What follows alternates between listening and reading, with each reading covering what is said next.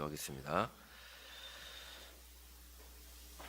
하나님 아버지, 하나님 말씀을 사모하여 주의 전에 아침 일찍부터 나와 말씀을 듣고 그에 따라 순종하기 원하는 자들이 주님 앞에 왔습니다. 주님께서 그들의 중심을 보시고 하나님으로부터 오는 큰 은혜를 경험하고 돌아갈 수 있도록 도와주시옵소서.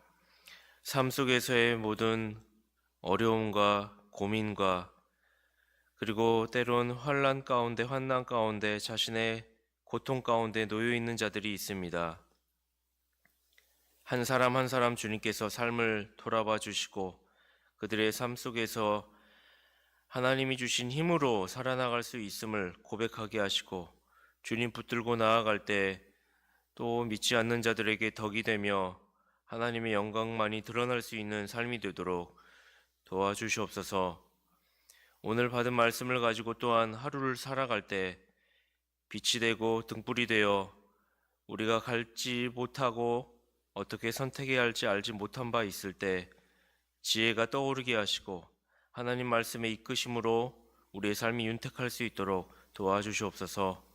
우리 구주 예수 그리스도의 이름으로 기도합니다. 아멘. 마태는 1장에서 오실 메시아께서 참 다윗의 자손으로서 이 땅에 오심을 족보를 통해 보여주었습니다. 2장에서는 그 메시아께서 성육신하사 아기 예수로 이 땅에 태어나시는데 먼저 동방으로부터 온 박사들에 의해 탄생에 관한 소식이 유대 땅에 알려지게 되며 동시에 탄생부터 시작된 핍박과 애굽으로의 피신, 하나님의 지키심과 보호하심이 또한 어떠한지 살펴보았습니다. 이제 3장인데요. 오늘 3장에서는 이제 왕이신 주께서 이 세상에 선보이기 전에 하나님께서 선지자들에게 미리 예언하신 바와 같이 그분의 오심을 알리기 위하여 한 사신을 보내시는 것을 살펴보게 됩니다. 그 사람은 바로 세례 요한이었습니다. 이 아침 세례 요한의 사역을 통하여 세 가지를 살펴보려고 합니다. 첫째로 세례 요한은 모든 그리스도인들의 모본입니다. 세례 요한은 제사장 사가랴의 아들입니다.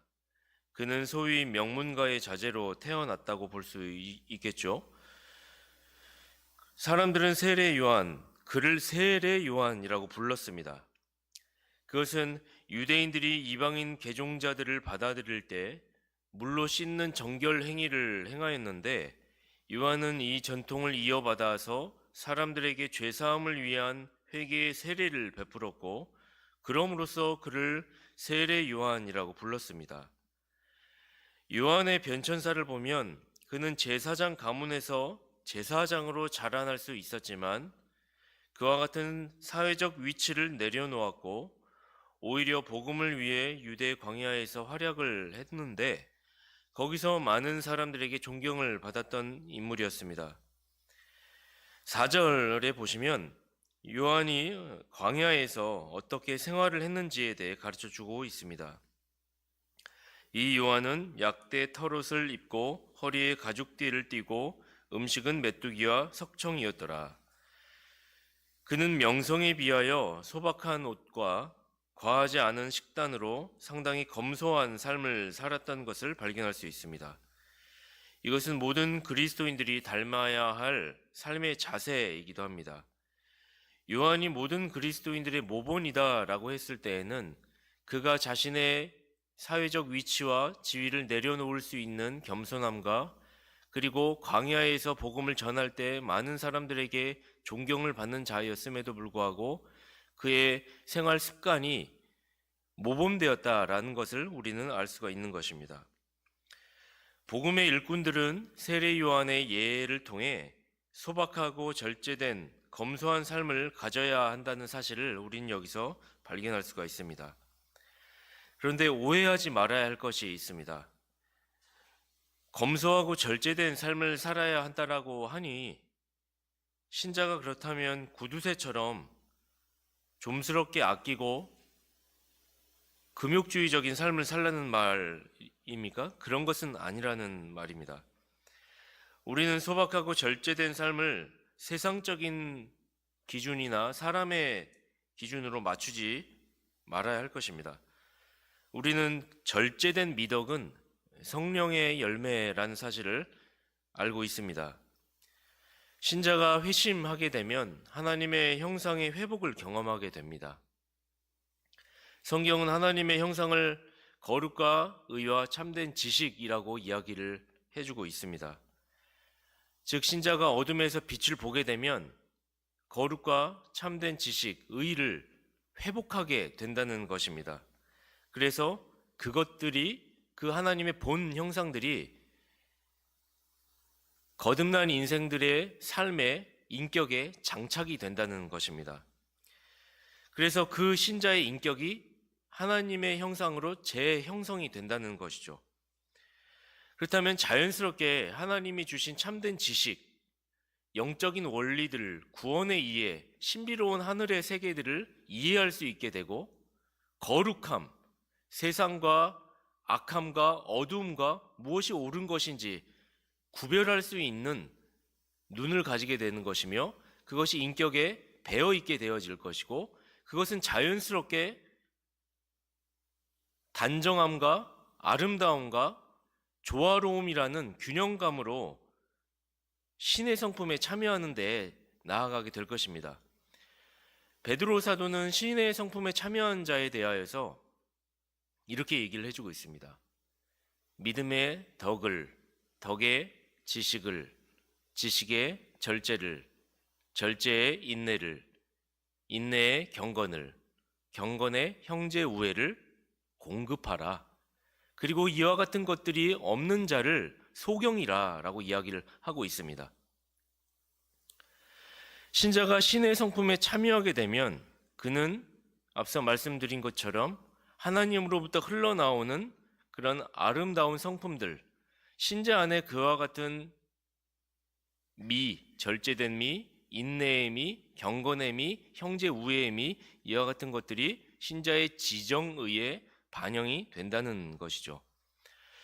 그러므로 신자는 우리 삶의 실천적인 영역에 있어서 의식주에 있어서까지도 단정하고 아름다움을 아는 자가 될 것입니다. 자연의 웅장함과 아름다움을 보십시오. 우주의 광활함과 신비로움을 보십시오. 이 모든 물질 세계에 창조된 것들의 아름다움과 신비로움이 하나님을 반영하고 있지 않습니까? 그렇듯 자연을 통한 하나님의 모습을 신자가 체득적으로 알고 이와 같은 것들이 신자의 삶 속에서 나타나게 된다는 것입니다. 입는 것에 있어서도 꾸미는 것에 있어서도 단정하게 옷을 입는 것입니다. 그리고 아름답게 옷을 입게 되는 것이죠. 먹는 것에 있어서도 인체의 신비와 우리의 건강의 원리를 이해하게 되죠. 그러니 건강한 것이 무엇인지 알고 맛있는 음식이 있을 때 이것을 즐기면서도 그 안에 개걸스럽지 않으며 절제를 누리는 자로 습관을 가지게 될 것입니다. 너무 과하게 특정 음식을 좋아하는 것도 문제가 될 수 있음을 알고 그것이 조화롭지 않기 때문이죠.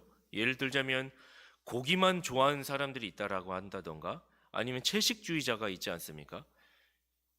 이것은 균형 잡힌 것은 아니죠.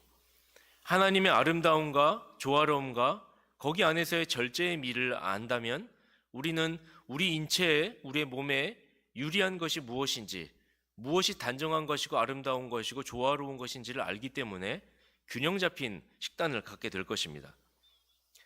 거주하는 곳에 있어서도 육체를 잘 보존하고 아낄 수 있는 기준을 알고 건물의 외적 아름다움과 내적 쉼, 만족을 아는, 그러니까 디자인도 놓치지 않고 실용성도 다 갖추는 자가 될 것입니다.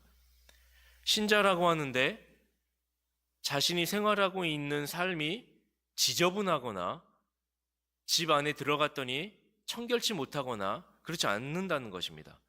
깨끗함과 단정함과 아름다움을 아는 것입니다.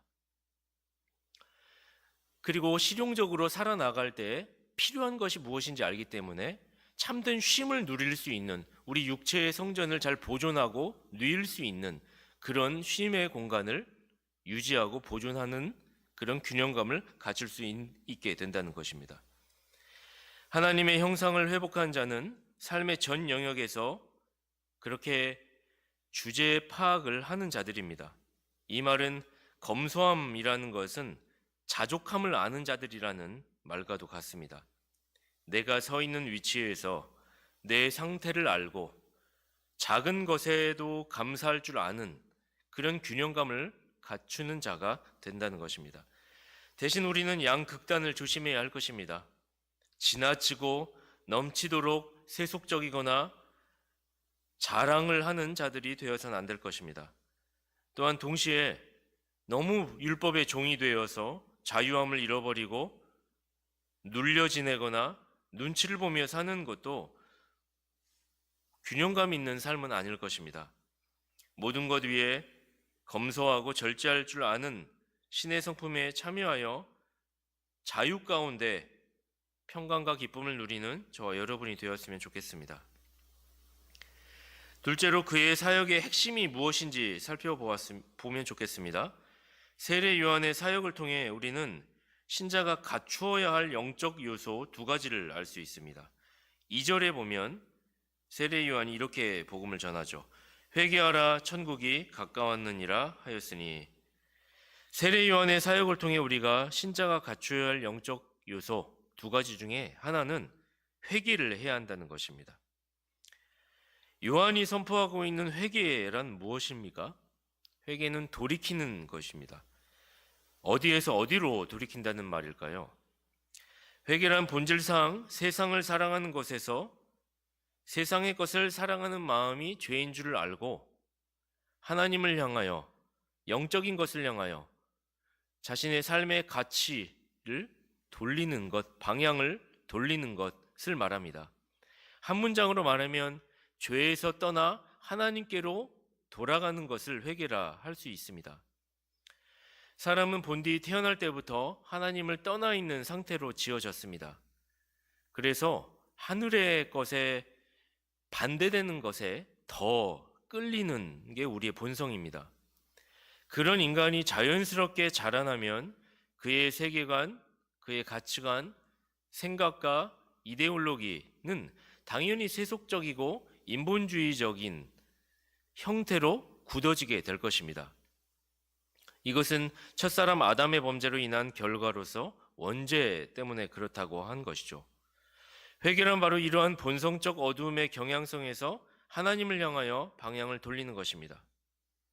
세례 요한은 여기 모인 회중들에게 그와 같은 회개를 촉구하고 있습니다. 그런데 여기서 끝이 아니었습니다. 요한은 그 회개가 진실한지 아닌지 증명하라고 말하고 있습니다. 만약 당신이 여기에 나와 죄를 자복하고 나에게 죄를 씻는 회개의 세례를 받기를 원하고 그렇게 할 것이라면, 그런 구원 얻는 회개를 경험했다면 그 사람에게는 분명한 증거가 나타나게 될 것입니다 라는 것이죠. 그것을 요한은 회개에 합당한 열매를 맺으라고 이야기하는 것입니다. 5절, 6절, 7절, 8절 한번 읽어보겠습니다.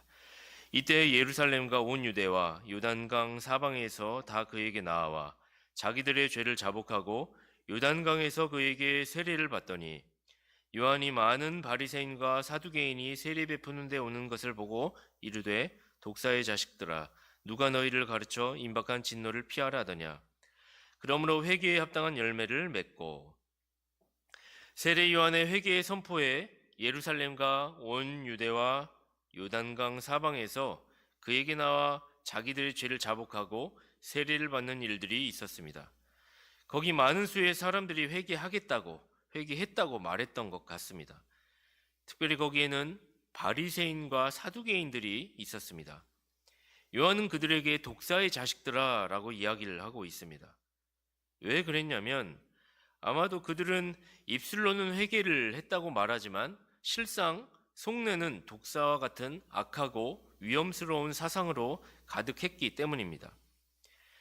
사두개인은 부활과 영혼과 천사를 부정하는 자들로서 사실상 영적인 세계를 부정하는 무신론자들입니다.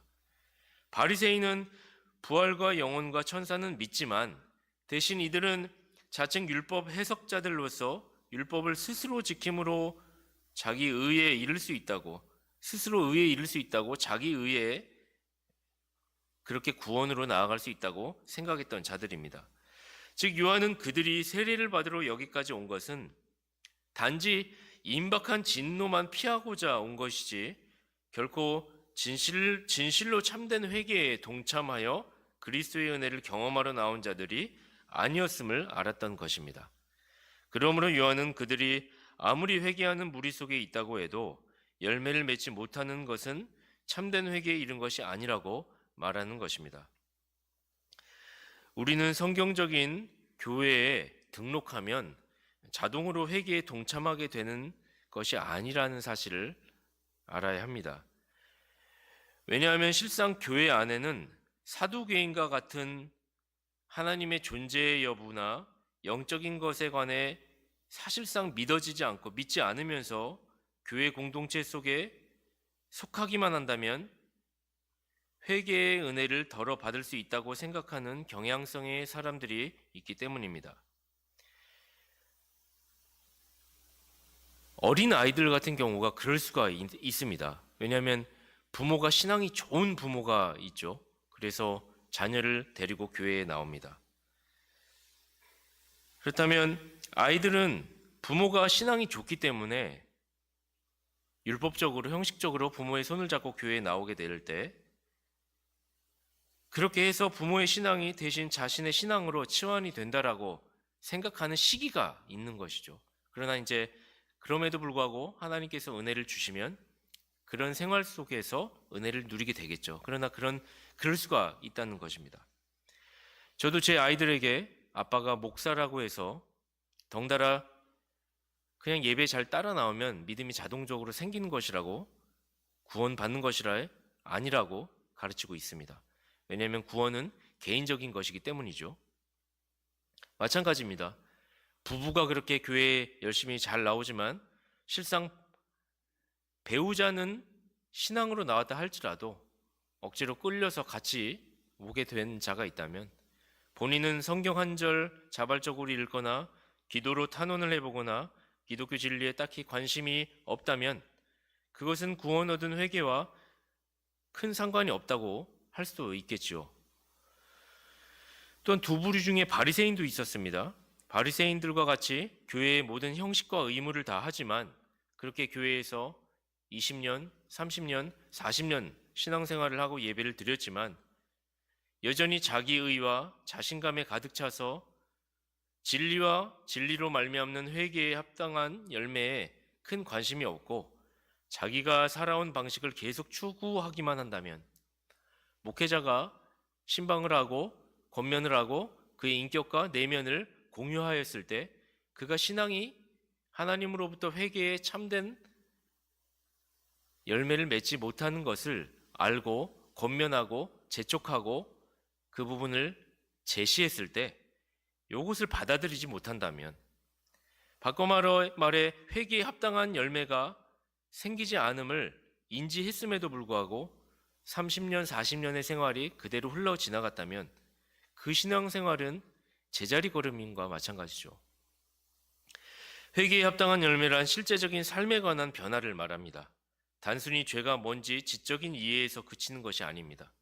죄를 지은 것 때문에 마음이 찔리거나 한 것에서 우는 것에서 멈추는 것이 아닙니다. 더 나아가 본질적으로 이 죄를 지을 수밖에 없는 자신의 상태로 인해 하나님 앞에 슬퍼하고 애통하며 그 큰 죄인인 자신의 존재가 당장 지옥에 가는 것이 마땅하다고 여기며 무릎 꿇고 하나님께 은혜를 호소하는 자, 그렇다면 자연스럽게 그와 같은 마음과 심령을 가지게 된다면 그 다음으로 자신이 지은 죄를 미워하고 버리는 대로 나아가게 될 것입니다. 그리고 그 사람은 변하게 되죠. 바뀌게 됩니다. 이것이 회개에 합당한 열매입니다. 삭개오가 그랬죠. 과거 로마의 앞잡이로 동족들의 피를 빨아먹는 매국노와 같은 세금 관리인이 인이었습니다.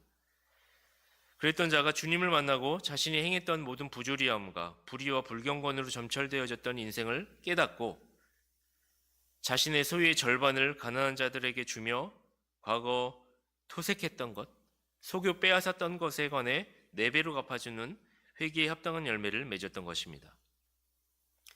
우리는 그렇게 회개에 합당한 열매를 맺으면 뭔가 지는 것 같고 억울할 것 같습니다. 손해본 것 같다는 느낌을 갖게 되기도 합니다. 그런데 결코 그렇지 않습니다. 삭개오 역시 그랬을 것입니다. 오히려 죄에서 떠나 진리 안에서 참된 자유함을 누리게 되니 세상의 물질이나 세상의 명예나 의로움이나 사람들로부터의 칭찬과 박수가 사실 아무것도 아니었구나. 주님 앞에 회개하고 참된 자유를 누리는 것이 참 평안이요 기쁨이요 천국이 바로 그것이로구나. 그것을 우리가 알게 될 것입니다. 그런 자유함, 구원 얻는 회개에 이르는 저와 여러분이 되기를 바랍니다. 세례 요한의 사역에서 신자가 갖추어야 할 영적 요소, 첫째가 회개를 해야 한다는 것이라 말씀드렸고, 두 번째는 그리스도를 드러내야 한다는 것입니다. 3절 이렇게 나와 있죠. 저는 선지자 이사야로 말씀하신 자라 일렀을 때 광야에 외치는 자의 소리가 있어 가로되 너희는 주의 길을 예비하라 그의 첩경을 평탄케 하라 하였느니라. 이 말씀은 이사야서 40장에서 3절 5절 말씀을 인용한 구절입니다. 이사야서 말씀은 긴 세월 동안의 포로 생활에서 이제 풀려나 그리워하던 고국으로 돌아갈 이스라엘 백성의 행렬을 왕이신 여호와께서 인도하시고자 백성들에게 가까이 임하시는 장면으로 묘사됩니다. 그래서 고대 관습과 같이 이사야는 이렇게 얘기하는 것이죠.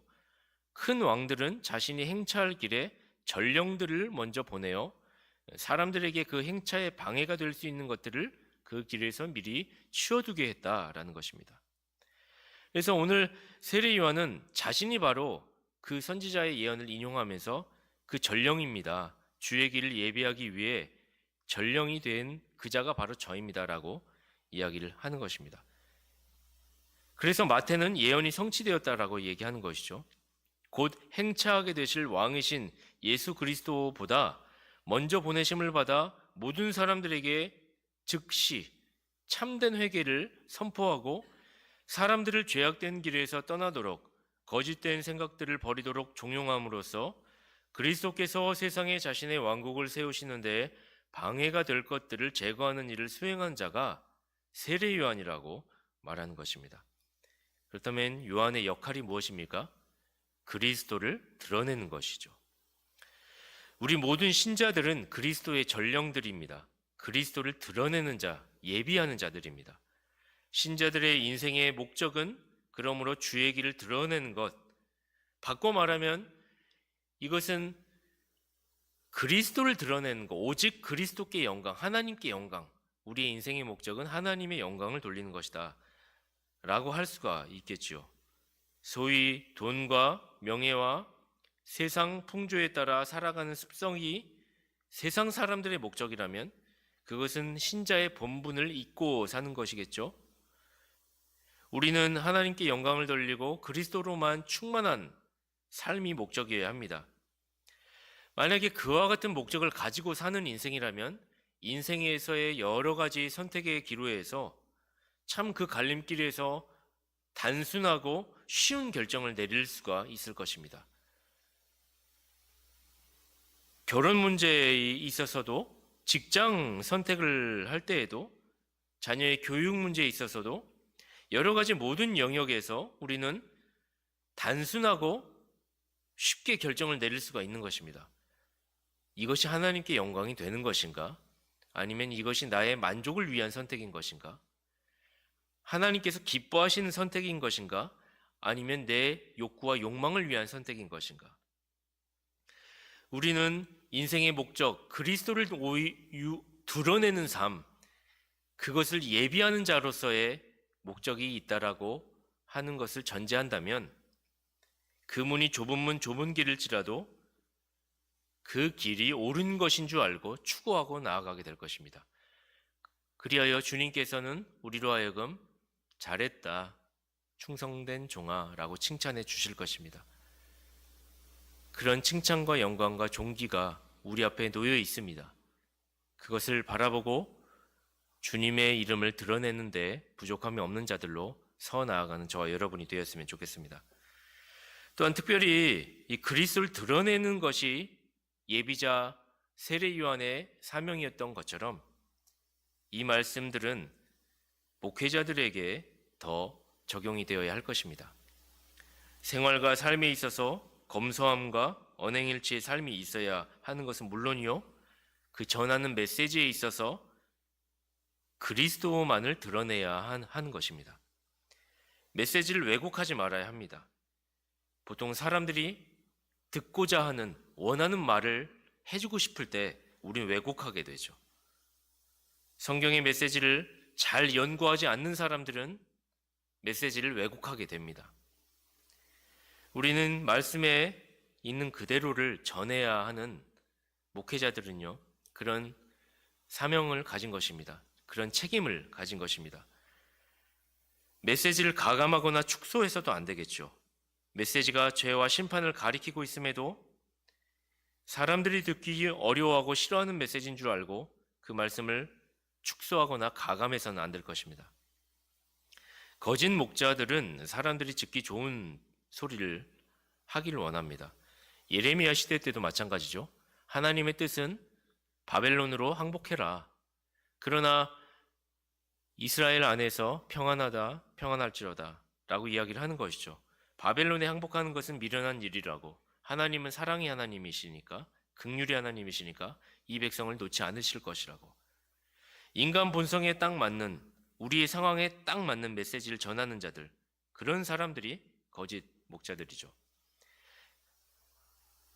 기복적인 설교, 유머러스한 설교, 지식과 정보를 전달하는 설교, 거기에 설교의 목적이 있다면 거기에는 은혜도 성령의 역사하심도 없을 뿐만 아니라 오히려 거기에 앉아있는, 거기에 말씀을 듣고 있는 자들의 영혼을 세속적이고 유격적인 사탄의 자녀로 양산하는 일이 되고 말 것입니다. 마지막 셋째로, 오실 메시아의 예비자인 요한으로부터 그리스도의 핵심 사역을 엿볼 수 있습니다. 요한이 말하는 데에 뭐라고 말하는지 살펴보십시다. 11절 12절입니다. 나는 너희로 회개케 하기 위하여 물로 세례를 주거니와 내 뒤에 오시는 이는 나보다 능력이 많으시니 나는 그의 신을 들기도 감당치 못하겠노라. 그는 성령과 불로 너희에게 세례를 주실 것이요 손에 키를 들고 자기의 타작마당을 정하게 하사 알곡은 모아 곳간에 들이고 쭉정이는 꺼지지 않는 불에 태우시리라. 이제 그리스도께서 오셔서 두 가지 사역을 행하실 것을 요한이 말해주고 있습니다. 11절 하반절에 이렇게 얘기하고 있습니다. 그는 성령과 불로 너희에게 세례를 주실 것이요. 예수님의 사역을 두 가지 얘기합니다. 하나는 회개한 자들에게 성령을 베푸실 것이다. 이것이 의미하는 것이 무엇일까요? 그리스도께서 사람들의 내면에 죄를 씻으사 거룩하게 하실 것을 말합니다. 성령의 역사하심으로 중생을 경험케 하게 될 것이란 말입니다. 그리고 두 번째는 그리스도께서 불로 세례를 행하실 것이다 라고 얘기하죠. 이것은 그리스도를 믿지 않는 자들에게 내려오실 불의 심판을 의미합니다. 그래서 12절에 이어서 손에 키를 들고 자기의 타작마당을 정하게 하사 알곡은 모아 곳간에 들이고 쭉정이는 꺼지지 않는 불에 태우시리라. 즉 그리스도의 성령과 불의 사역은 주님의 초림과 재림의 사역이라고 할 수가 있습니다. 초림의 사역 때는 택자들을 성령의 권능으로 중생케 하신다는 것, 재림 시에는 불로서 믿지 않는 자들에게 심판을 하신다는 것, 그리고 신자들에게는 알곡과 같이 곳간에 모이게 한다는 것, 이 사실로 우리는 우리의 신앙생활을 잘 견지해 나가야 할 것입니다.